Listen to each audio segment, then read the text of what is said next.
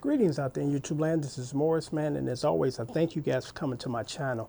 And today I'm going to do, per request, another analysis. And actually, it's a good choice. Someone asked me to do analysis on Eric Clapton, and I'm going to do that. Eric Clapton is one of my favorite guitar players, but I believe, and this is just my opinion, one of the greatest soloists, guitar soloists of all time. One of them.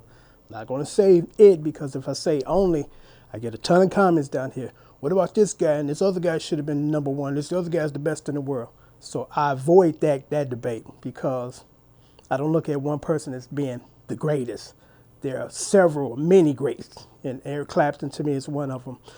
And one thing I noticed about Eric Clapton playing is, and I try to pattern myself around that concept, because when you think of the term guitar player, I think of overall. And what I mean by that is, he's just a tremendous talent on electric guitar, but he's equally as talented on classical and acoustic. I love his classical playing.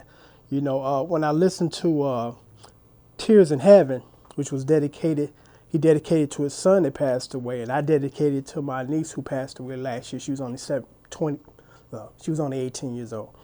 And so I listened to the song and I studied it.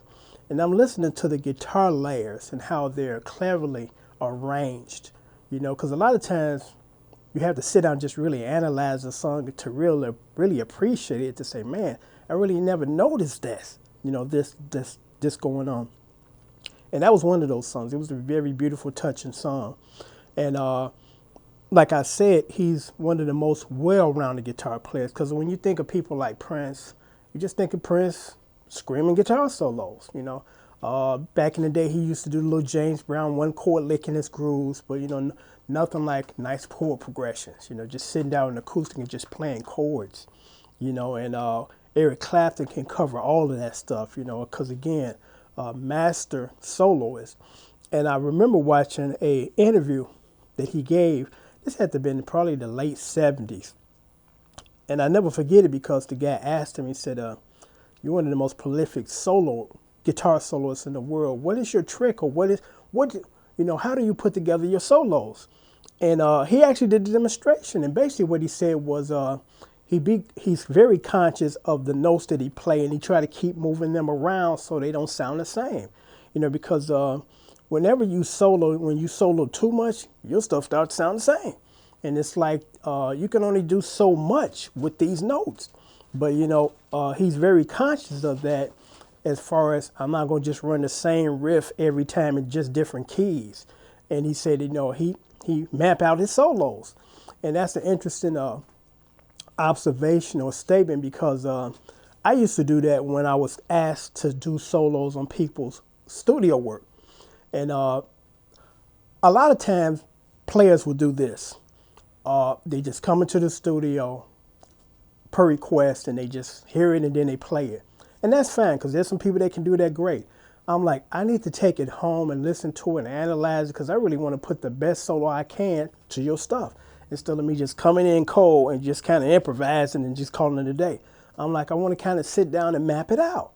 Sometimes when you're playing live and you're extending your set, maybe on the spur or on the spur, you'll do that. You just improvise and drag out this song. But for me, for the most part, I like to take my time and listen to it and map it out too. So that's something that I noticed in his playing, that he does that. And he does it extremely well.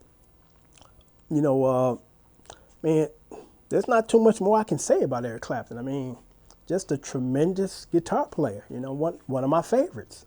Because I remember when Jimi Hendrix was coming onto the scene, and I think it was Jeff Beck and Eric Clapton kind of felt threatened, as far as to say, here's the guy that's going to take my thunder. But, if I had to compare the two, well, I won't even say compare, because, two different people do two different feels.